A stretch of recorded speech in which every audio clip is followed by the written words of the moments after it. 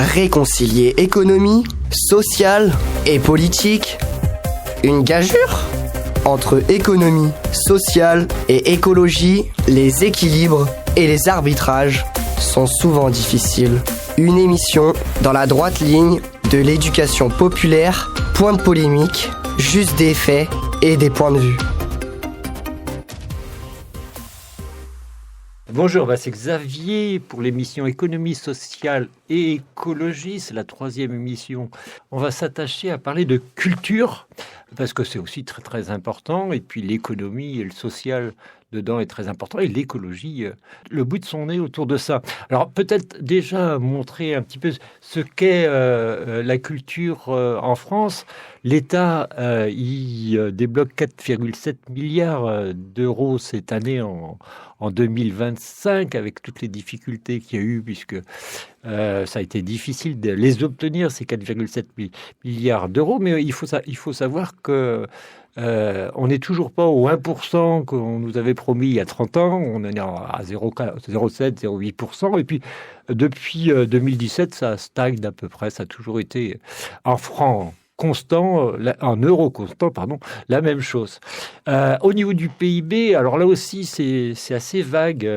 On nous dit que ça représente à peu près 50 milliards la culture.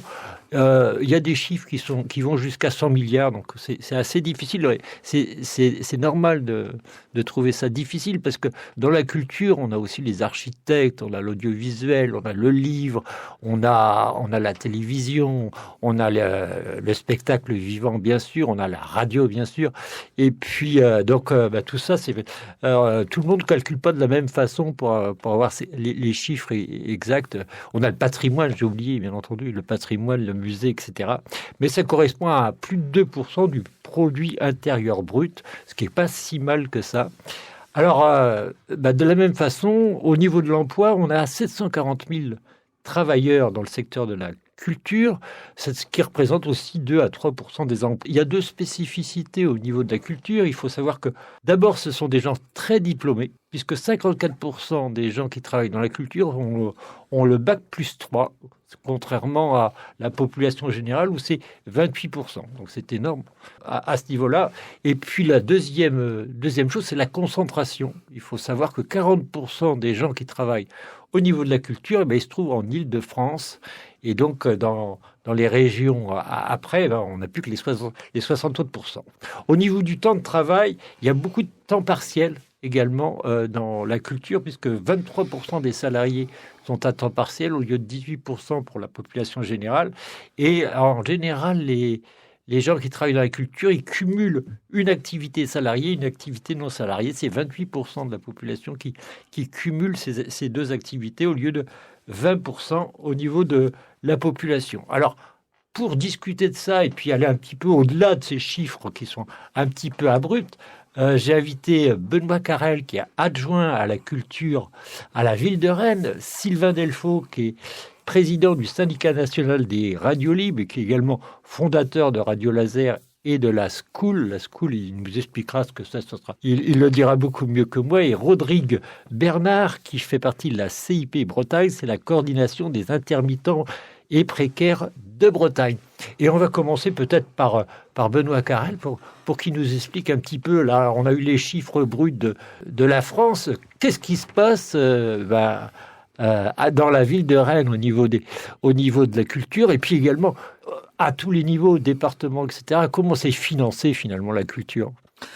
C'est majoritairement financé par les collectivités territoriales. Faut le rappeler, l'État dépense combien de milliards ? 4,5 milliards. Mais c'est beaucoup plus sur l'ensemble des collectivités territoriales, les villes, les départements, les régions, les intercos, mais particulièrement les villes, qui ont une responsabilité vis-à-vis de leur population, c'est de leur offrir une vie culturelle, des ressources culturelles, leur donner la possibilité d'apprendre aussi, financer des conservatoires, un conservatoire comme celui de Rennes qui accueille 1900 élèves dans les cursus, plus 3000 dans les écoles, c'est 190 enseignants, 30 personnes dans l'administratif, c'est un budget de 4,5 millions par an. Donc ça va très vite. Les conservatoires, mais aussi les villes ont un devoir vis-à-vis du patrimoine, de le conserver, de le protéger. Donc il y a des collections dans les musées, mais il y a aussi du patrimoine immobilier. Et tout ça coûte très cher. Le budget de la ville, c'est une quarantaine de millions d'euros chaque année, qui se répartit en investissement, à peu près 36 millions en investissement, en fonctionnement et le reste en investissement. Investissement, c'est rénover du patrimoine, c'est rénover, c'est la maintenance. Ça coûte très cher en maintenance. Chaque année, il faut maintenir tout un patrimoine, alors, tous les équipements culturels. La ville est un grand propriétaire et met à disposition d'associations ou de structures qui vont gérer un équipement, comme le Théâtre National de Bretagne. La ville est propriétaire des murs, donc elle entretient le bâtiment et elle confie la gestion à une société d'économie mixte. Mais c'est la même chose pour la MJC La Paillette, par exemple. Oui, bien sûr, la plupart des maisons de quartier, des CPV, etc., ils font partie, les murs font partie de la ville. Ouais, donc il y a évidemment un budget important pour maintenir tous ces bâtiments en état et les rénover. Actuellement, à l'heure des transitions écologiques, il y a beaucoup d'investissements qui sont faits justement pour mieux isoler tous ces bâtiments. Et donc le département et la région aussi, ils amendent, ils sont obligés ou pas Ils ne sont pas obligés. La culture n'est pas une compétence obligatoire, à part pour l'État et justement pour les villes pour financer ces conservatoires, les archives municipales, par exemple, c'est le budget de la culture aussi, c'est une obligation. Mais les départements n'ont pas d'obligation. Il y a des archives départementales, effectivement, mais le reste, c'est la volonté politique des départements de jouer un rôle d'équilibre territorial. Il y a beaucoup de moyens dans les milieux, les territoires urbains, mais dès qu'on sort des territoires urbains, les communes n'ont pas les moyens de financer un théâtre.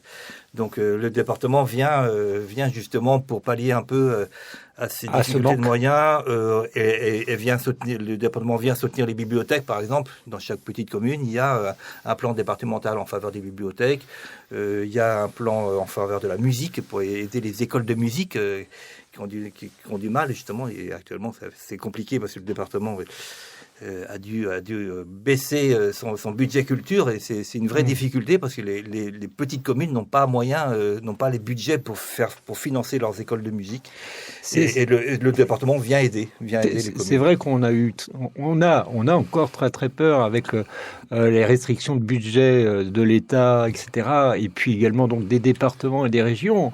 On se pose vraiment beaucoup de questions sur la pérennité de ce qui existe déjà. Est-ce que ça va se maintenir, ou est-ce qu'il faut s'attendre à quelque chose de plus compliqué dans les années à venir ? Là, il y a effectivement une catastrophe.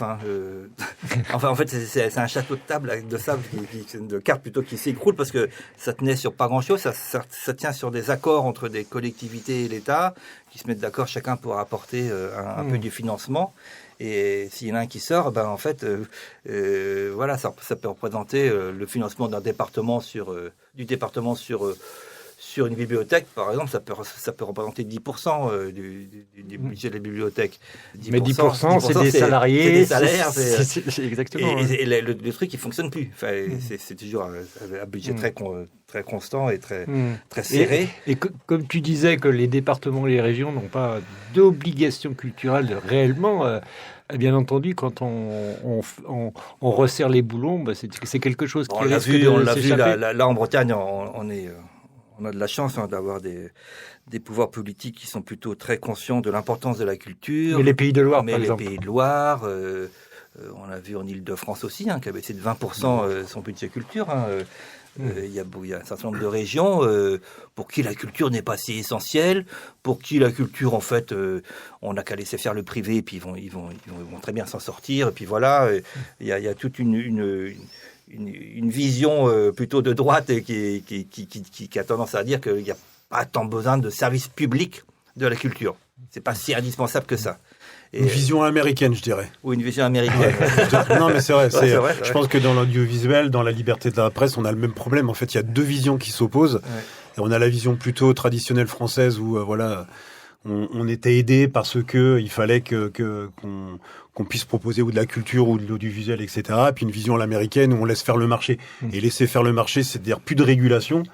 Et plus de régulation pour les médias, ça veut dire le gros écrase le petit, point barre. Tout simplement, ouais. Oui, et puis quand même, on prône tout le temps, on est le pays de l'exception culturelle, et là, on se demande si cette exception culturelle, elle n'est pas en train de s'en aller avec ce qui se passe politiquement. Je ne sais pas, qu'est-ce que tu en penses, toi, Benoît? C'est un mot, l'exception culturelle. Hein. Ouais. Franchement, c'est un mot que les Français ont utilisé pour défendre effectivement les budgets culture qui étaient très, très, très importants en France par rapport à d'autres pays.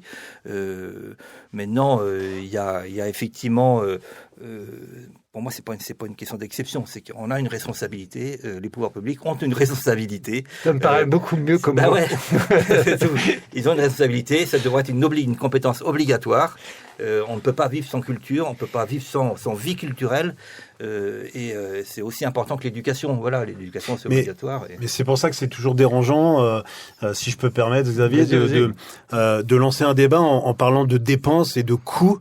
Alors qu'en fait, c'est quelque part même un budget de la culture devrait rentrer tout dans l'investissement. C'est de l'investissement sur le futur, c'est l'investissement sur les gamins, les éduquer à la culture, c'est les éduquer. Je me souviens d'un truc sur des populations où ils avaient testé pour que les gamins mangent mieux et ne deviennent pas obèses, parce qu'il y a un problème là-dessus. Et en fait, c'était les gamins qui avaient plus de culture, où ils avaient plus accès à la culture, qui faisaient plus attention à mieux manger, plutôt que même les gamins, on leur expliquait comment manger. Et en fait, donc ça veut dire que la culture n'est pas un coût pour la société, c'est plutôt ce que ça va aider la société à mieux vivre, quoi, en fait. Oui, si on se bat pas pour la culture, on se bat pour quoi?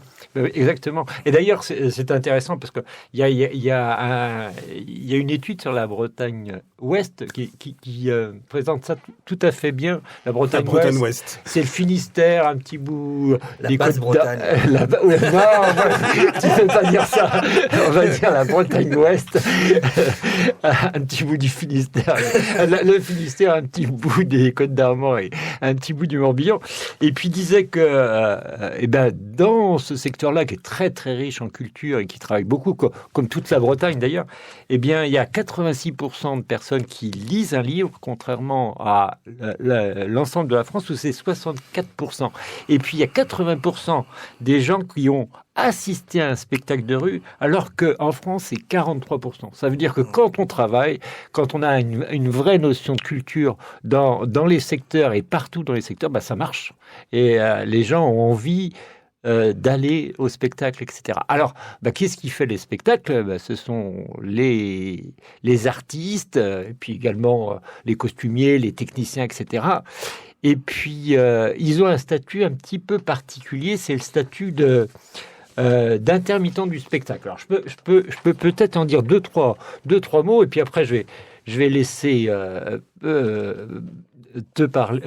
en parler d'une façon plus précise sur les problématiques de l'intermittent. Alors, un intermittent du spectacle, c'est un salarié ou non en contrat à durée déterminée, un contrat à durée déterminée d'usage au cours de son activité. Il est donc amené à alterner des périodes de travailler et non travailler. Et dans ce régime-là, il y a une particularité, puisque là, on peut avoir aussi bien des techniciens que des ouvriers. Et la particularité, c'est que lorsqu'il ne travaille pas, il peut être rémunéré par France Travail.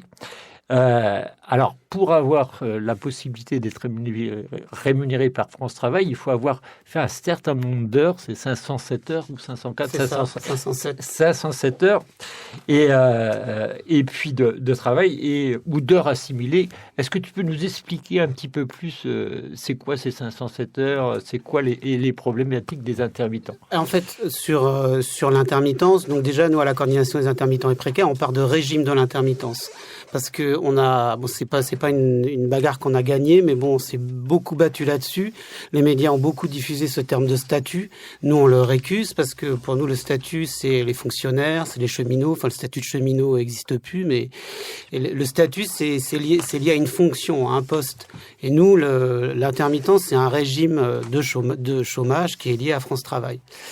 Donc sur le régime de l'intermittence, en France, il y a 117 000 personnes environ qui touchent les indemnités liées au régime de l'intermittence et 250 000 à peu près qui cotisent sur ce régime. Et le régime de l'intermittence, c'est une indemnité chômage. Donc pour que les gens aient une vision un peu de ce que ça peut être, c'est équivalent à ce que pourrait avoir un intérimaire quand il travaille pas.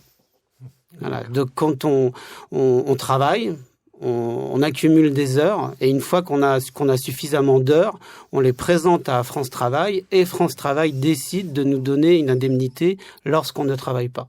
Alors je rappelle peut-être, Rodrigue, tu fais partie de la coordination des intermittents précaires de Bretagne. Alors comment vous les aidez, les intermittents ? Les intermittents, on les aide quand ils nous appellent déjà, et puis surtout on les aide on essaie de les aider sur les mobilisations qu'on fait. Après, on est, comme je le disais hors antenne, on n'est pas une association ni un syndicat. C'est-à-dire que les gens peuvent se tourner vers nous parce qu'on a un mail, on a des contacts, et on peut les aider dans ce cadre-là. Mais nous, on a une coordination le plus horizontale possible. C'est-à-dire on n'a pas une hiérarchie nationale qui va nous dire là, il faut aller manifester à cet endroit-là ou bloquer tel spectacle. On le fait en local. D'accord. Voilà. Et donc, c'est des gens qui travaillent, qui en renseignent d'autres, en fait. Nous, on est contactés pour savoir si tel employeur peut me demander de faire tant d'heures dans la journée ou de travailler de faire tant de... Donc, vous traitez aussi de la législation du travail pour les intérimaires. Oui, quand on a du questionnement là-dessus. Mais le plus gros de la coordination des intermittents et précaires, c'est de la mobilisation. C'est de la mobilisation pour faire valoir le droit des salariés intermittents. Donc, la coordination des intermittents et précaires de Bretagne, ici, elle est née en 2014 sur les propositions qu'il y avait eu à l'époque du MEDEF de rehausser complètement le nombre d'heures qui allaient être faites. Donc, on a fait des manifestations, on a occupé de nuit la direction. Oui, les fameuses 507 heures, et on voulait les passer à 600 et quelques. C'est ça. Voilà. 507 heures, c'est des heures, c'est des cachets en général, plus ou moins. Pour les techniciens, c'est un petit peu différent. Voilà, il y a deux annexes, l'annexe 8 et l'annexe 10. Et donc, ces deux annexes, l'annexe 8 et l'annexe des techniciens, l'annexe 10 des artistes. Et dans les deux annexes, il faut avoir travaillé 507 heures sur l'année avec différents employeurs pour pouvoir avoir droit à des indemnités chômage de France Travail. Et donc, quand tu es artiste, quand tu travailles en tant que salarié artiste, tu peux avoir droit à des journées de 12 heures. Tu présentes un spectacle. Et quand tu es salarié technicien, c'est le même régime que le régime général. C'est-à-dire, en règle générale, tu fais des journées de 8 heures. Tu peux avoir un régime dérogatoire à 10 heures de travail dans la journée, mais en technicien, généralement, c'est 8 heures par jour. Là, il y a un contrat de travail aussi. Ah oui, à chaque fois, il y a un contrat de travail. Le principe du régime de l'intermittence, c'est vraiment le salariat. Okay. Donc, et ça, c'est quelque chose qui est très spécifique à la France, qu'on défend aussi. C'est-à-dire, c'est ce principe de l'artiste qui est salarié. Et donc, qui, en étant salarié, développe des indemnités pour la retraite, des indemnités... Des droits, voilà. Ouais. Et donc, nous, on défend beaucoup ça parce que c'est le principe aussi pour nous d'inclure l'artiste salarié dans la société par ses cotisations aussi. Là, à la ville de Rennes, vous êtes très préoccupé par le travail des intermittents, où vous embauchez beaucoup les intermittents sur un certain nombre d'actions, pas tellement, pas trop. Plus que ça, non, parce que la ville de Rennes a quelques équipements en régie, enfin un opéra qui embauche des intermittents, mais il y a aussi des permanents. Non, les salles de spectacle, le Théâtre National de Bretagne, la MJC La Paillette, c'est des associations, c'est des structures qu'on finance, mais c'est eux qui sont les employeurs. Donc les festivals, les transmusicales embauchent énormément d'intermittents, mais c'est pareil, c'est une asso, c'est eux qui sont employeurs. La ville de Rennes n'emploie pas. Il y a l'été, je me rappelle plus, c'est le Transat-en. Voilà, Transat en ville, effectivement. Transat en ville, il y a là vous faites appel aux professionnels. Il y avait 4 intermittents, il y en a peut-être 3 maintenant. D'accord. C'est tout, pour tout l'été. Oui, mais par contre, ils bossent régulièrement. Mais vous faites appel à des professionnels pour les spectacles de l'été. Ah oui. De toute façon, on travaille qu'avec des professionnels et tout le monde est rémunéré. Évidemment, une collectivité ne peut pas ne pas rémunérer les gens qui travaillent, heureusement. Oui, on embauche des intermittents. Ouais. J'ai été intermittent moi-même pendant longtemps. Il fallait que tu fasses tes 507 heures. Mais 507 heures. Et puis, ce qu'il faut rappeler, c'est que c'est un régime effectivement très particulier, tout à fait adapté. Et c'est là que c'est super, au milieu du spectacle, on fait des cachets. Moi, j'étais artiste, donc c'est des cachets de 12 heures. Mais en fait, tes 12 heures, tu sais pas si c'est des heures de nuit, des heures de jour, etc. T'as pas de bonus si tu bosses à 1h du matin, si tu es sur scène à 1h du matin ou le dimanche, etc. Donc, c'est quand même très particulier. La vie d'artiste ou de technicien, c'est une vie où tu es quasiment pris tous les week-ends, tu bosses la nuit, c'est très particulier quand même. Donc effectivement, il y a un régime qui est particulier parce qu'il n'y a pas le choix. On a beaucoup d'employeurs quand on est artiste ou technicien, c'est comme ça. Et c'est plutôt, on a la chance, c'est unique au monde, ça existe. Oui, c'est unique au monde. Pour que les gens aient un comparatif à peu près sur les quantités de travail qui sont à faire. Là, donc nous, c'est 507 heures de travail sur 12 mois. Maintenant, le régime général, c'est 455 heures sur 12 mois. Enfin, c'est 910 heures sur 24 mois. Donc, parce qu'il y a eu beaucoup de communication sur le fait que ça travaillait pas beaucoup, mais quand on compare maintenant à ce qu'on doit faire au régime général, c'est-à-dire les gens qui travaillent dans les supermarchés pour pouvoir bénéficier de l'assurance chômage, on est au même niveau que les autres. Bien sûr. Et puis quand vous travaillez, vous touchez pas France Travail au final. Ah oui, ça pour compléter, quoi. Mais je veux dire, pour compléter, effectivement. Non, parce qu'il y a beaucoup de fake news, comme on dit maintenant, sur ça. Avec souvent, on prend des grands artistes qui, soi-disant, touchent des centaines de milliers d'euros. C'est des conneries, tout ça. Ah oui, non, parce que moi, par exemple, le mois de janvier, là, pour prendre mon cas personnel, j'ai énormément travaillé. J'ai touché 70 euros d'indemnité chômage parce que j'avais énormément travaillé. Oui, quand on travaille, c'est comme les autres salariés, c'est défalqué de nos indemnités. Puis on peut dire peut-être aussi, en particulier pour les artistes, que 507 heures, c'est des heures de spectacle, de préparation, etc. Mais il y a aussi tout un travail de recherche, de répétition, de mise en place de choses. Et ça, c'est pas compté dessus. C'est un peu comme, je ferai un peu comme les profs, quoi. On dit, les profs, c'est pas parce qu'ils sont plus en cours qu'ils bossent pas, quoi. Et les artistes, c'est pareil. Et justement, du coup, ça, c'est vrai. Ce que tu dis est complètement vrai pour la majeure partie des gens, surtout qui travaillent dans le domaine artistique. Ils ont énormément d'heures de travail qui arrivent pas dans leur cachet, mais ça a souvent été aussi le nœud du problème. Et souvent, ça nous a été reproché dans la culture, dans le spectacle. On nous dit, mais comment est-ce possible? Comment vous n'arrivez pas à financer, en fait, ces heures-là? Voilà. Et donc, c'est aussi pour ça souvent qu'il y a eu des retournements contre ceux qui apportent l'argent. Donc, il n'y a pas que le domaine public, mais il y a le domaine public pour dire, nous, on aimerait bien pouvoir, par exemple, les petites compagnies, pouvoir payer les artistes quand ils sont en réflexion ou en travail. Voilà, en résidence. Mais c'est pas possible par rapport à nos budgets. Voilà. Et donc, ce que tu dis recouvre une réalité, mais notamment pour France Travail et l'UNEDIC qui finance France Travail, c'est des choses qui sont difficiles à entendre et à comprendre. Oui, tout à fait. Et la comparaison avec les enseignants est très limitée parce que les enseignants ont quand même un boulot garanti. Oui, ils ont un boulot garanti. Ils sont fonctionnaires et jusqu'à la retraite, sauf accident de parcours. Tu as raison. Un artiste, 507 heures, ça représente toujours 43 cachets. C'est ça. 43 cachets. Il faut les trouver, les dates, les 43 cachets. Il faut les trouver, et tout à fait. Pour un peu que tu sois un peu down, là, t'es plus au top. Et en ce moment-là. Plus personne n'est intéressé pour acheter ton spectacle. Donc tu perds vite si t'as pas tes 507 heures dans l'année, c'est fini, tu sors du régime et tu te retrouves au RSA parce qu'il n'y a pas d'allocation justement. Il n'y a pas d'intermédiaire là. Pas d'intermédiaire. Tout à fait. Et la carrière peut se terminer très vite et tu sors très vite du régime quand ta carrière se termine, quoi. Ouais. Moi je comparais ça par rapport aux 507 heures, on peut dire 507 heures, ils sont payés comme s'ils travaillaient à plein temps. Ben non, quand tu as eu 507 heures de spectacle et de travail, il y a plein d'autres travail en amont. C'est comme un prof, il y a plein d'autres travail en amont. C'était juste ça. Le salaire n'a rien à voir là-dedans.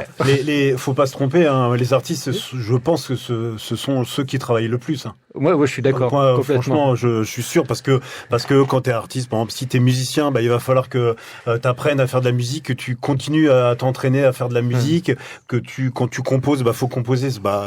Benoît, tu le sais bien, ça prend du temps avant d'arriver à vivre de ton truc et tout. Donc, faut pas se tromper.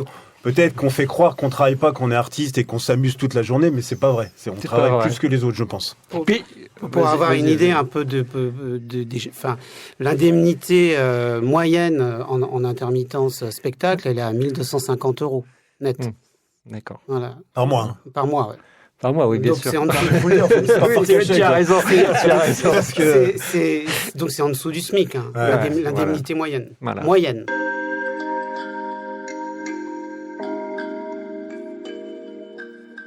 Alors que l'on referme cette première partie consacrée à la culture, une chose est claire. Au-delà des chiffres et des subventions, la culture est un pilier de notre société. C'est un droit, une responsabilité publique, un moteur d'émancipation, d'éducation et de lien social. Les témoignages de nos invités, qu'ils soient élus, professionnels ou militants, nous rappellent que la culture n'est pas un luxe, mais une nécessité, et que sa fragilité aujourd'hui appelle à une mobilisation collective dans les territoires et ici même, au sud de Rennes, elle est bien vivante, mais pour qu'elle le reste, elle a besoin de nous tous. Alors, je vous dis à tout bientôt pour la deuxième partie.